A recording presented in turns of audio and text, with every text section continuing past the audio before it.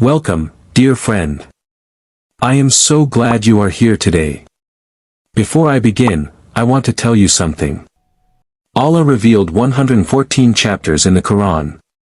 114. And out of all of them, He chose one story. Just one. And He called it the most beautiful story ever told. Not the most important. Not the most powerful. The most beautiful.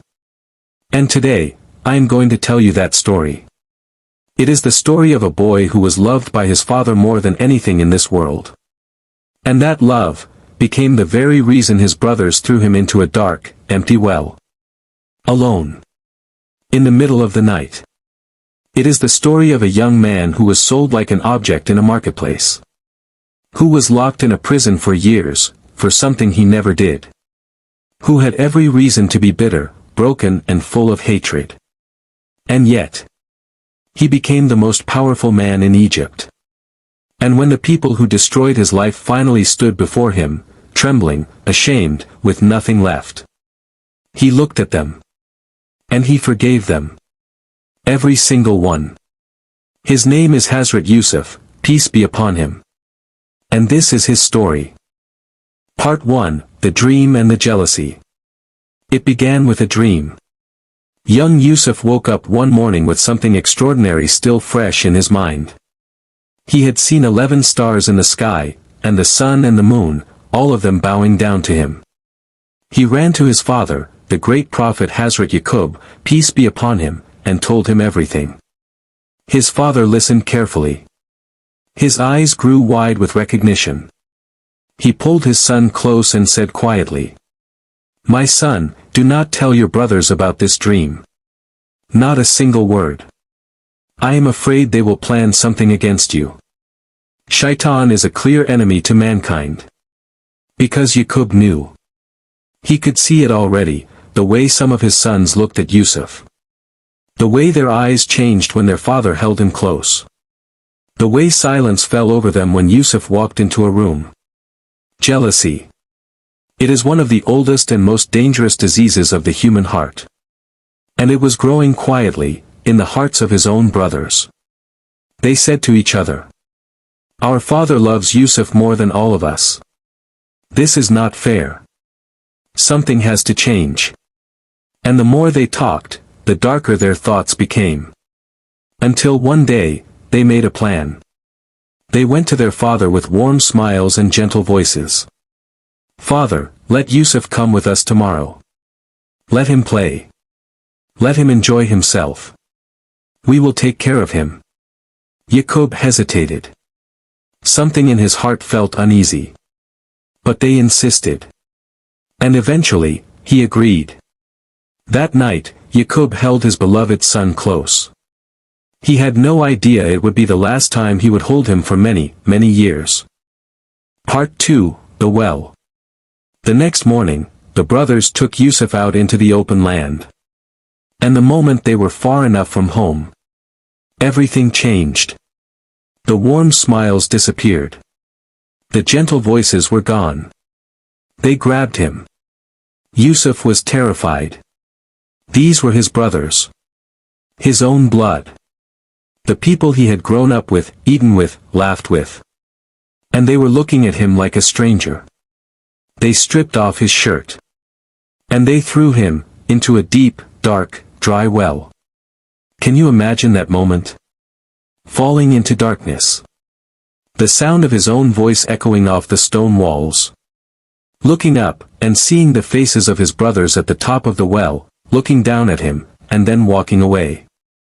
The sound of their footsteps fading. And then, silence. Just darkness. And silence. And a young boy, completely alone. But here is what the Quran tells us about that moment. Allah sent a message to Yusuf's heart, right there in the bottom of that well. He told him, "One day, you will remind them of what they did today. And they will not even recognize you." In the darkest, most frightening moment of his life, Allah was already showing him the end of the story. This is what Allah does for the people who belong to Him. He does not always remove the pain immediately. But he always gives the heart something to hold on to. Meanwhile, the brothers returned home to their father. They were crying, trembling, holding Yusuf's shirt, which they had stained with the blood of an animal. They said, "Father, a wolf. A wolf came and took Yusuf. We tried. We tried so hard. But we could not save him." Yaqub looked at the shirt. He looked at his sons. And something in his heart, that old father's heart that had loved Yusuf more than his own breath, knew. He said quietly, "No. Your souls have tempted you into something.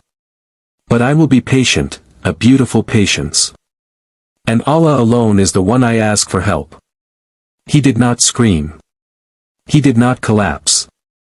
He wept, silently, deeply, and he turned to Allah. Because that is all a broken person can do. Part 3, The Palace and the Prison. A caravan of travelers passed by the well the next day. They lowered their bucket for water, and pulled up a boy. Young, beautiful, terrified. They looked at each other. And they took him to Egypt, and sold him in the marketplace. Like an object. Like he was worth nothing. He was bought by a powerful man, an officer in the Egyptian court, whose name was Aziz. He brought Yusuf into his home and treated him well. He told his wife, "Take care of this boy. He may be of benefit to us." And Yusuf grew. He grew in wisdom. In character. In the kind of quiet strength that only comes from a person who has been through real pain and chosen faith anyway. He was given knowledge. He was given the ability to interpret dreams. He became trusted and respected in that household. But then, came the test. The wife of Aziz became attracted to Yusuf. She tried to pull him towards something wrong. She locked the doors. She called to him. And Yusuf, this young man, alone, far from home, with no one watching, said something that still echoes through history. He said, "I seek refuge in Allah. He is my Lord. He has been good to me. The wrongdoers never succeed." And he ran toward the door. She chased after him, and in the struggle, his shirt was torn from behind. At that moment, her husband appeared at the door. She panicked. She pointed at Yusuf and lied. The truth came out. A witness in the room confirmed that Yusuf was innocent. His shirt was torn from the back, meaning he was running away, not toward her. Aziz believed the truth. But to silence the scandal, to protect the reputation of his household, he made a decision that broke every rule of justice. He threw the innocent man into prison. Yusuf had done nothing wrong. And he was locked away. For years. Think about that. Thrown into a well by his brothers. Sold as a slave by strangers. Imprisoned for a crime he never committed. 3 times, life was completely unfair to him. 3 times, he had every right to ask Allah, "Why me?" But he never did. He went into that prison, and he carried the light of Allah inside him. He comforted other prisoners. He interpreted their dreams with kindness. He called people to Allah even behind those walls. Because a person who truly belongs to Allah cannot be imprisoned. Not really. The body may be locked. But the soul, never. Part 4, The Rise. One night, the king of Egypt had a dream. A terrifying, confusing dream that no one in his court could explain. He saw 7 fat cows, swallowed by 7 thin ones. He saw 7 green ears of grain, and 7 dry ones. His advisors shook their heads. They had no answer. And then, someone remembered. There was a man in the prison. A man who interpreted dreams with remarkable accuracy. They went to Yusuf. He listened to the dream. And he explained it with complete clarity. He said, 7 years of abundance are coming to Egypt. followed by 7 years of severe drought. Store your grain wisely. Prepare now. And the people will survive. The king was astonished.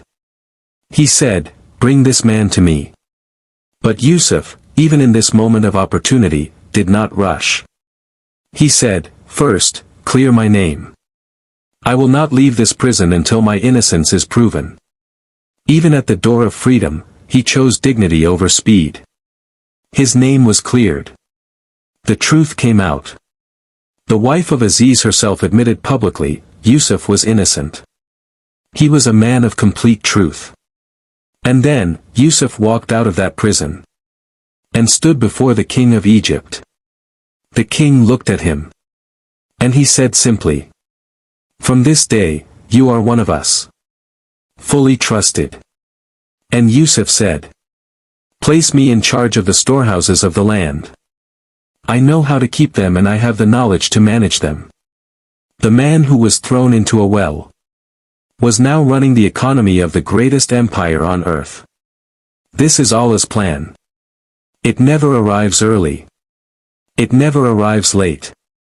It always arrives exactly on time. Part 5, The Forgiveness That Broke Every Heart. The years of drought came, exactly as Yousuf had said. It spread across many lands. And people came from everywhere to Egypt, to buy grain and survive. And one day, his brothers arrived. They stood in line like everyone else. Heads down. Tired.